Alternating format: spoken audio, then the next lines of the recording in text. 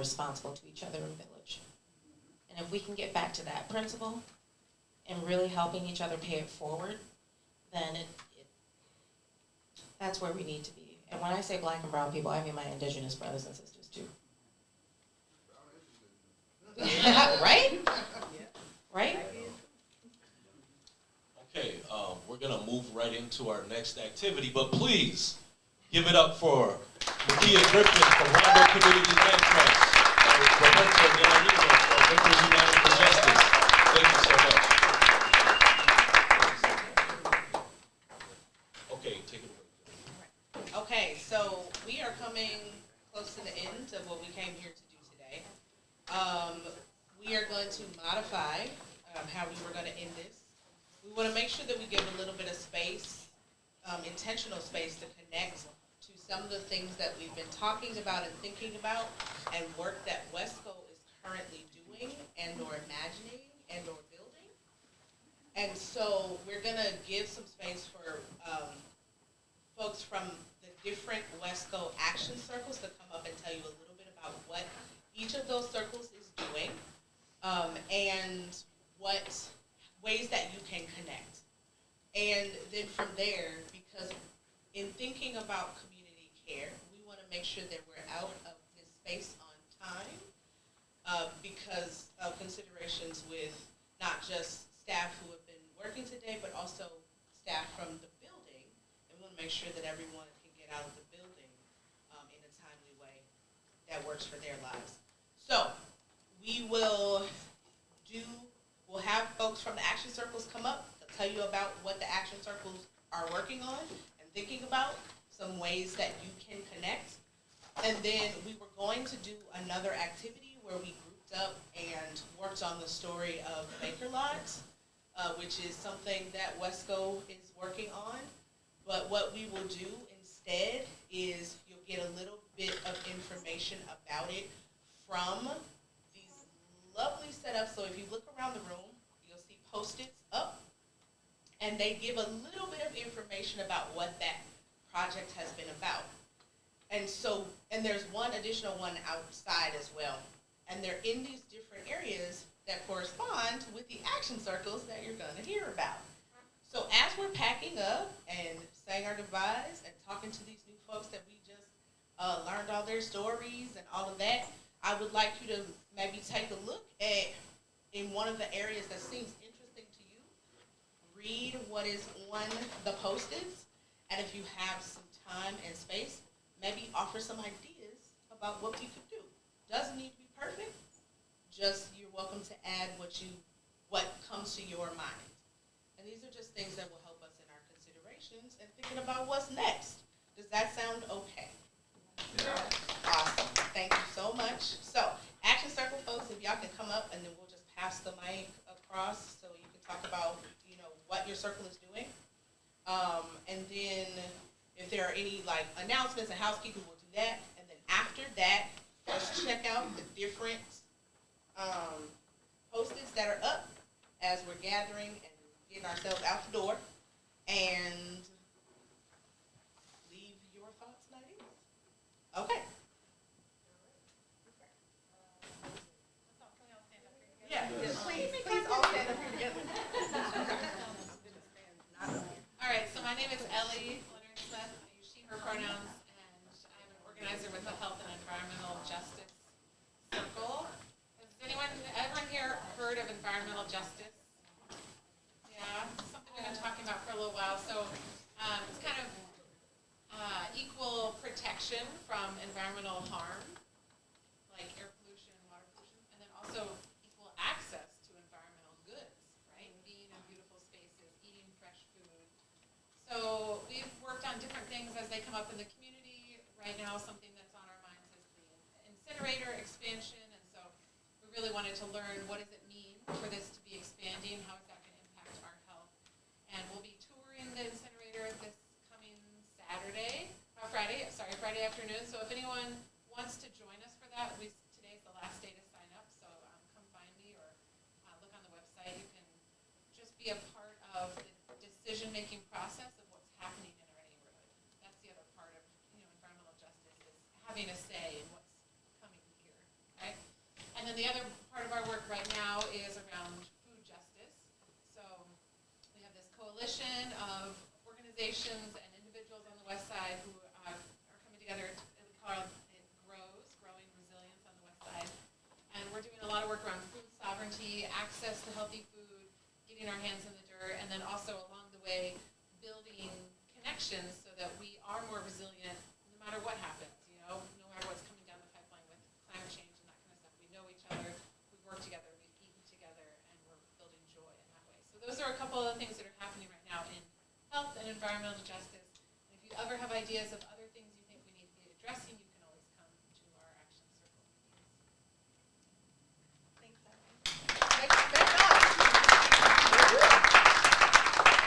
Hi everyone, my name is Mikeya Avila, pronouns she and her, and I am a housing justice organizer.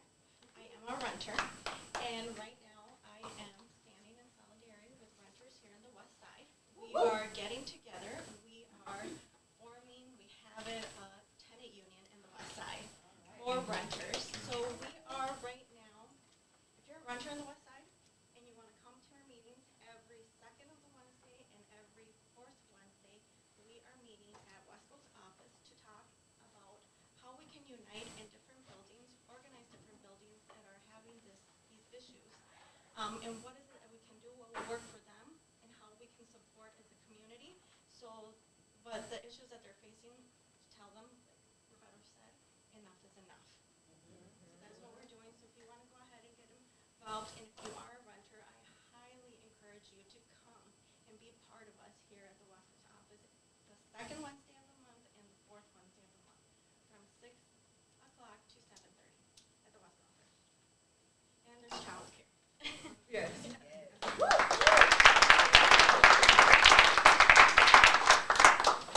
All right, so you all have already heard from me a few times today, but I'm wearing my community care hat right now, and what we're working on with community care is we did a survey to hear what the West Side wanted in around community care, because that can be anything.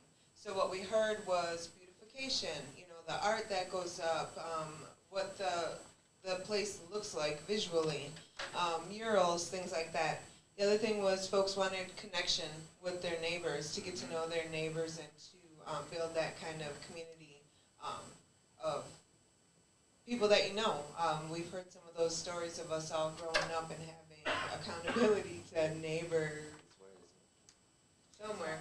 Anyways, okay, so yeah. So community connection, beautification, substance use was one of the big concerns. And so last year we were able to do a Narcan training for BIPOC folk in our neighborhood, and we're hoping to do things like that again so that we can prepare our folks to help save lives out here.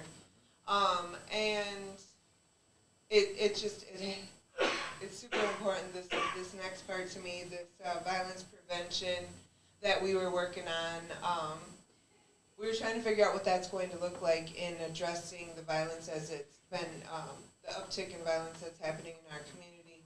And so then it hit home with me in October. And so now I have more skin in the game than I did before, and so that will also be popping up.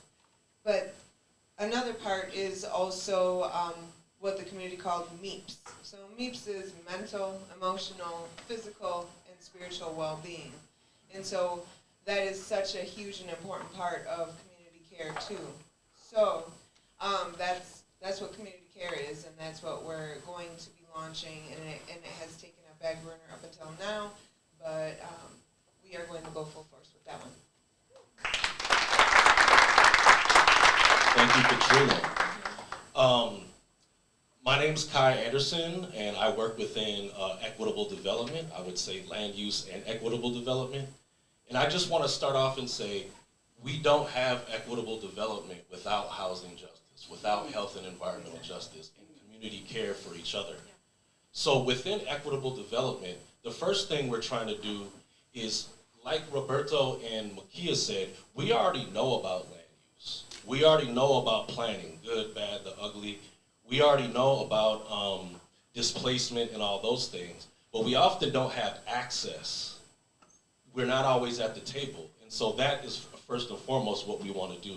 So within that, we have this community ownership series, and we hope that you really enjoyed the community ownership series, but we'll be doing it February 26th, March 26th. We're gonna get more broadly into other Twin Cities regional, national, and international cooperative community land trust and community ownership stories. So that's one thing. And we'll have it at the Wellstone Center. When it's nicer out, we can take it from there.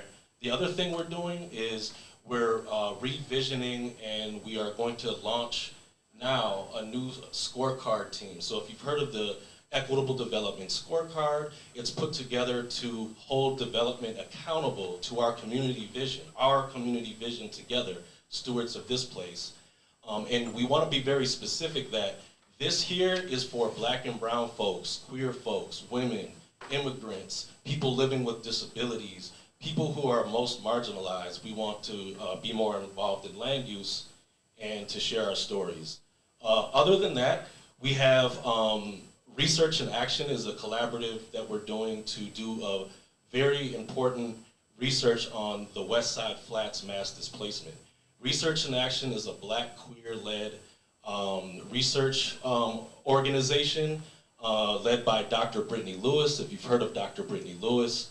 And we're gonna do a year-long participatory research where the community leaders are the experts. We're going to center community leaders, and we're going to get funding to do that. So I don't want to talk too much, but I'll just say these things together are going to inform our 10-year plan. Okay? So without talking too much, that's an important part of all this, but we're going to connect all these things within this year to move that forward. So, I just want to make sure that if you didn't have a chance to ask questions of the panel up here, if you use your evaluation sheet, and just write those questions, because we can share that information with you. If we have your email address in the sign-in sheet, get those questions answered and get that over to you. And also, if you could be like brutally honest with us, because we want to really use this evaluation form not as a Minnesota nice, tell us what we did well, but like a tell us how we can grow, because you're invested in our growth, because we want to make sure that we do better every time. So please be honest. That's it. Great. And I'll pass it to Ellie for commitment sheets and evaluation. So just on that note, there's a commitment sheet and an evaluation form. We'd like you to fill both of them out and leave both of them here. So we want to know what you're committing to. You can take a picture so you remember what you're committing to. But there's some events coming up, like the incinerator tour, the Westside Tenant Union meeting, our next Voices, which is our monthly meeting where anyone can come, and then also the next Visions for Our Collective Future. So we want you to come to these. We want you to bring people to them that maybe haven't heard about it, and share some of this information. So please fill out both of these. You can start that process now, and please leave both of them on the table. We'll collect them. Thank you. Okay, so go ahead, Genesee. I think you got something.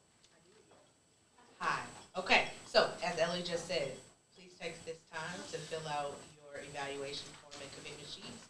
Please leave them on the table. As I think that's probably the last thing that we will do today. We can also do a group photo. And so when everyone is, kind of, when you feel like you filled out your sheets, we'll take some time and do a group photo. But after that, you all will be free to go on with your lives, having spent lots of valuable time together, telling jokes and stories and all of that. And please take some time, if you can, to look at the different stations for the story of the Baker Lot. You're welcome to leave ideas or not, but do take a look. So, that's it. All right, yes, let's make some noise for the time that we spent together. And let us please give thanks for our interpreters. Yes. Andreina from Puerto Abierta Communication Services and Nadia Navarro-Smith. We believe in language justice and language accessibility, so we really appreciate your time. Please give it up to the West Siders, all West Siders. Please give it up to WSCO staff. Okay. Give it up for Justicia, the co-facilitator. All right. Childcare. Yeah. And give it up for folks who came from outside of the West Side area to help build solidarity with us. Okay. Yes, Mikeya Griffin, Rondo Community Land Trust, and Roberto de la Riva from Renters United for Justice. Thank you so much. All right, so we take a couple minutes, but do not leave this room. When you're done, you come up here. We're doing the photo because we want to remember this beautiful momentous day. Okay, so don't leave.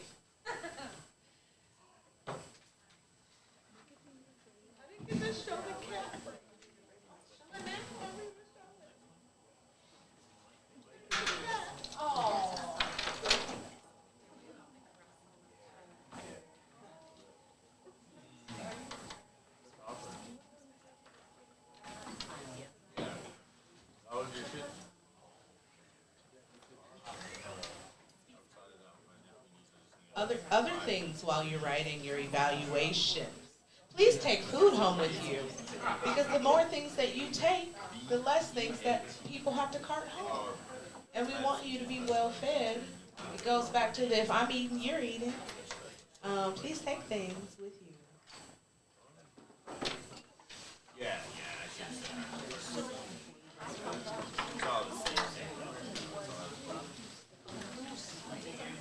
Volunteers from all over. Are you taking work?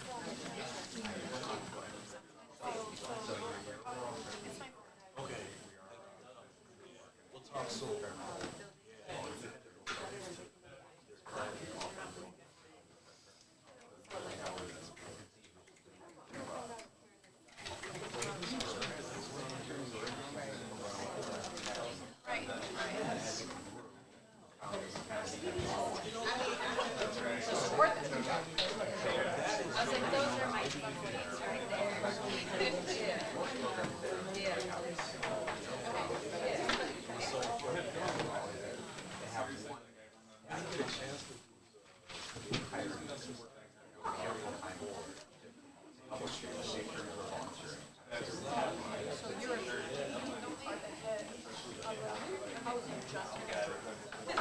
Yeah.